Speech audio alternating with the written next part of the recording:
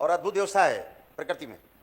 जिन लोगों ने कभी असहाय गरीब को सताया होता है और किसी गरीब की हाय लगी होती है उस परिवार को, उसके परिवार में किसी ने भी किया होगा, ये नहीं कि आप ही नहीं किया हो, वो व्यक्ति जिंदा हो चाहे मर चुका हो, पूर्वज रहा हो आपके, उसकी हाय आपके डीएनए में बनी रहेगी।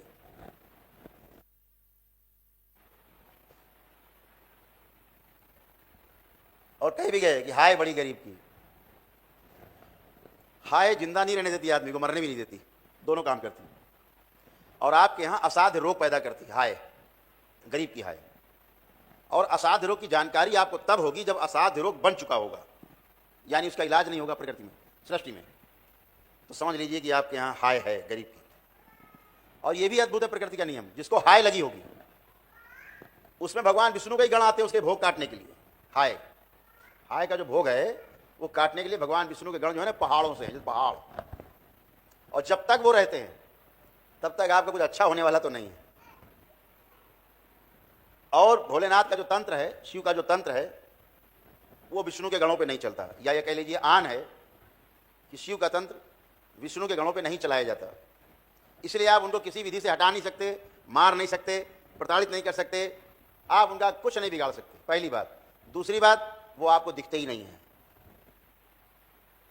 ये तंत्र मंत्र टोना टोटका जादू टोना करने वाले लोग, इनको पितर नहीं दिखाई देते, भगवान विष्णु के गण कहां से दिखाई देंगे? तो समस्या बनी रहेगी, लेकिन उसका कोई उपचार नहीं होता। लेकिन इस दरबार में आपके पहले एक विष्णु सहस्त्र नाम के जप के लिए 6 से 7 दिन लगते थे और 10 से 11 ब्राह्मण लगाते थे हम शुरू में। तो उनको प्रसन्न करके ही वापस भेजा जा सकता है आपके डीएनए से निकाल के। तो कम से कम 6-7 दिन चलता था और 10 से 11 ब्राह्मण जप करते थे प्रतिदिन, सुबह से लेकर शाम तक।